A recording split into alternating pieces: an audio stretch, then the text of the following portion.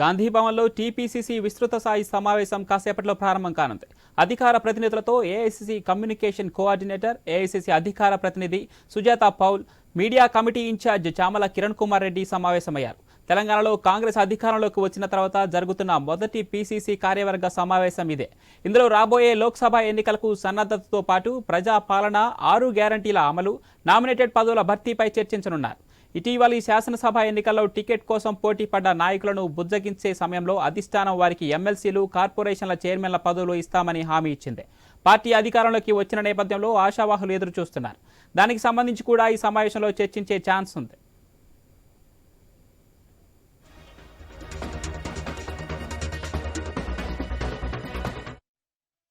ఇదే విషయానికి సంబంధించి మరింత సమాచారం మా స్పెషల్ కరెస్పాండెంట్ సునీల్ లైవ్ లో అందిస్తారు. సునీల్, టీపీసీసీ విస్తృత సమావేశం మరి కాసేపట్లో ప్రారంభం కాబోతోంది. 2 గంటలకు ఈ సమావేశం ప్రారంభం కానుంది.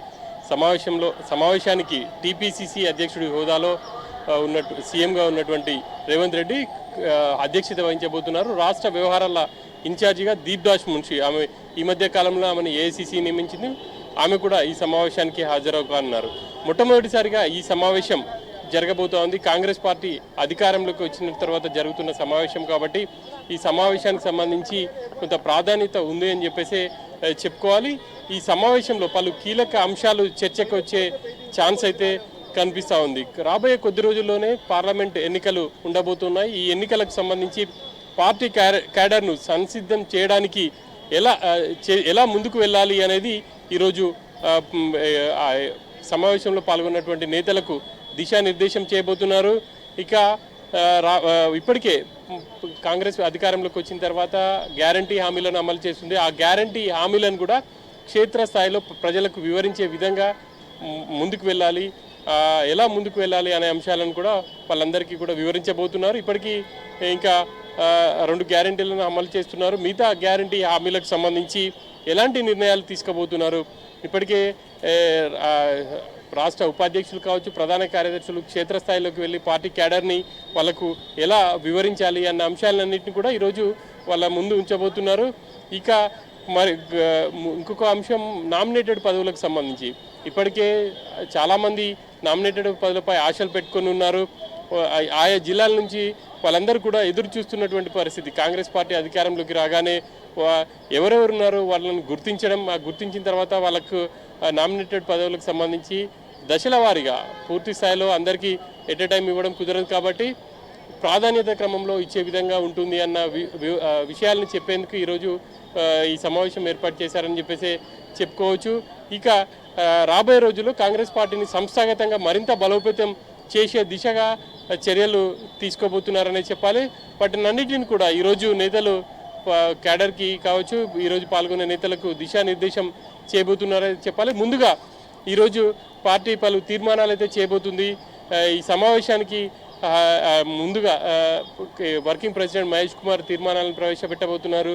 ఈ ఎన్నికల్లో కాంగ్రెస్ పార్టీకి అధికారం కట్టబెట్టిన ప్రజలకు కృతజ్ఞతలు చెప్పడంతో పాటు ఈ సమావేశంలో కూడా ఏఐసీసీ నుంచి అంటే ముఖ్య నేతలుగా ఉన్నటువంటి ఇటు రాహుల్ కావచ్చు, అదేవిధంగా ప్రియాంక, సోనియా, ఈ ముగ్గురులో ఎవరినో ఒకరిని రాష్ట్రం నుంచి ఎంపీగా పోటీ చేసే విధంగా కూడా ఈరోజు తీర్మానంలో ఉండబోతుందని చెప్పేసి చెప్పుకోవాలి. మొన్న జరిగిన పిఏసీ సమావేశంలో కూడా ఇట్లాగే నిర్ణయాలు తీసుకున్నారు. ఏఐసీసీకి వాటిని పంపించడం జరిగింది. ఈరోజు కూడా ఈ విస్తృత స్థాయి సమావేశంలో అటువంటి నిర్ణయాలు తీసుకుని వాటికి సంబంధించి అందరూ కూడా ఏకగ్రీవ తీర్మానం చేసిన తర్వాత ఏఐసీసీకి పంపించే అవకాశం ఉంది. అయితే సునీల్, ఇప్పుడు టికెట్ ఆశించి భంగపడి ఇప్పుడు ఎమ్మెల్సీ లేదా నామినేటెడ్ పదవి కోసం ఎదురు చూస్తున్న ఆశావాహులు ముఖ్యంగా ఏ జిల్లాల నుంచి ఎక్కువగా కనిపిస్తున్నారు? తర్వాత కాంగ్రెస్ అధిష్టానం వీరిని ఏ రకంగా బుజ్జగించి వారిని లైన్లో పెట్టే అవకాశం కనిపిస్తుంది?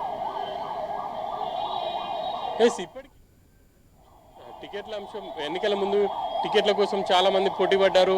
ఆయా నియోజకవర్గాల్లో 2-3 పోటీ ఉన్నారు. అప్పుడే పీసీసీ వాళ్ళని పిలిచి మాట్లాడింది. దానికి ఒక కమిటీ కూడా వేసింది. కొంతమందికి పదవులు ఇస్తాం, మరి కొంతమందికి ఎంపీ సీట్లు ఇస్తాం, ఇట్లా వాళ్ళని రకరకాలుగా వాళ్ళకు బుజ్జగించే ప్రయత్నాలు చేసింది. ఇప్పుడు వాళ్ళు ఎవరు ప్రాధాన్యత క్రమంలో ముందున్నారు, పార్టీ కోసం ఎవరు కష్టపడి పనిచేస్తున్నారు అన్ని అంశాలను పరిగణలోకి తీసుకుని వాళ్ళకు నామినేటెడ్ పదవులు ఇచ్చే అవకాశం ఉంటుంది.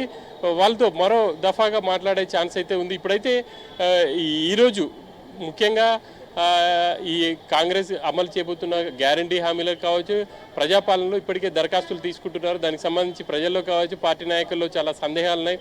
వాటిని తీర్చి ప్రజల ముందుకు ఎలా వెళ్ళాలి అన్న అంశాలనే ఈరోజు వాళ్ళకు దిశానిర్దేశం చేయబోతున్నారు. ఇక పార్లమెంట్ ఎన్నికలు కూడా దగ్గర పడుతున్నాయి కాబట్టి ఆ పార్లమెంట్ ఎన్నికల్లో మెజార్టీ స్థానాలలో ఈసారి కాంగ్రెస్ విజయం సాధించాలని చెప్పేసి అనుకుంటుంది. అందులో భాగంగానే ఎక్కడెక్కడ తమకు విజయావకాశాలు ఎక్కువ ఉంటాయని చెప్పేసి సర్వేలు కూడా చేసింది. ఆ సర్వేల ప్రకారం అక్కడ క్యాడర్ని సిద్ధం చేయడంతో పాటు ఖచ్చితంగా ప్రతి ఒక్కరూ ఈ ఎన్నికల్లో కష్టపడి పనిచేయాలని చెప్పేసి